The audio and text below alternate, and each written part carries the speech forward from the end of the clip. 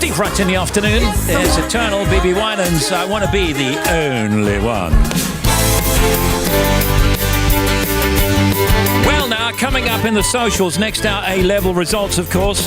Who's leaving? Enders. Showbiz Matt Goss and Peter Hook. There's Tim, there's Bobby, there's Catherine, there's Shadnam, the Factoids, and our guest, somebody called Simon Mayo. Some kind of author.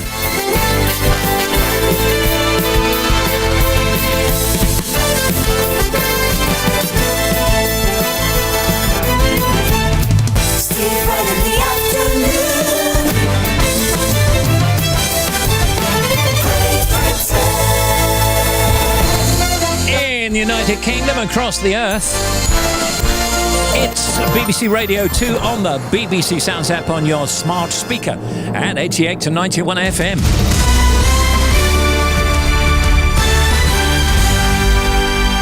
BBC News at 4 o'clock. This is Catherine Cracknell.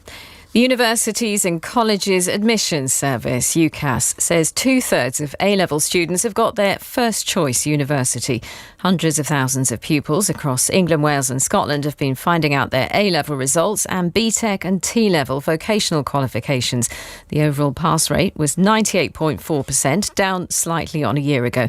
But Catherine Cezanne from the Association of Colleges says students shouldn't panic if they haven't got the results they want. There are options for everybody, whether that's going through clearing or whether you look at doing an apprenticeship or going straight into employment. I think the key thing is to take advice, the National Careers Service, go to your local school or college and speak to them and say, what are the options?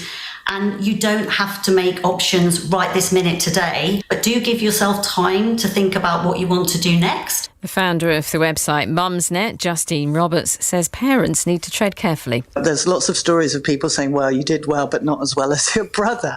And that's also something that I think all of us can empathise with, that this is our own sort of journey and not one to be compared. So I think it is about, keeping your own emotions in check and bearing in mind that whatever you're feeling, your child's probably feeling worse about it. Rail services around the UK will wind down early today, with some stopping by 6 p.m. as part of industrial action by 3 unions. Around half the country's rail lines have been closed and only a fifth of services have run today because of the ongoing dispute about pay and conditions. A former SNP MP, Margaret Ferrier, has pleaded guilty at Glasgow Sheriff Court to breaching COVID rules.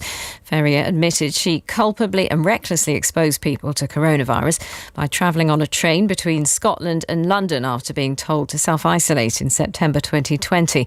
She lost the SNP whip but has continued as an independent MP. A region of Switzerland is planning to pilot the sale of cannabis at some pharmacies next month as a step towards legalising the drug. The 2.5-year study of 370 volunteers will examine the effects of regulated cannabis sales on consumption and on the health of users.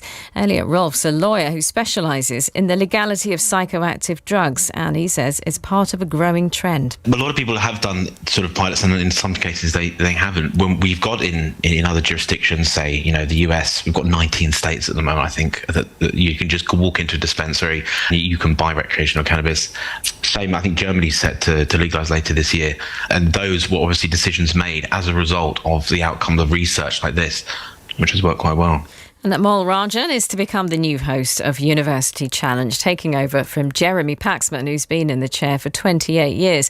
Amol Rajan will step down as the corporation's media editor later this year before taking on the role. And that's the BBC News at 4 minutes past. Thanks, Catherine.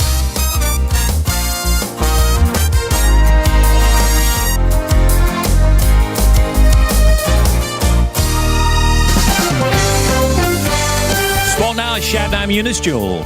Let's start with live cricket, Steve. South Africa continuing their strong start to the first test after bowling England out for 165 on day 2 at Lords. They've lost their second wicket in the last half hour, moving on to 149 for 2. While in the 100, Southern Brave women are hoping to continue their perfect start as they take on Manchester Originals in Southampton's. Originals chose to bat and are currently 64 for 1 with 58 balls left. The men's match follows tonight. At the European Championships in Munich, Great Britain's Jake Whiteman, Keely Hodgkinson Thompson and Gemma Reekie all won their 800 metres heats to go through to tomorrow's semi-finals. You can currently watch the latest diving action on BBC One from Rome.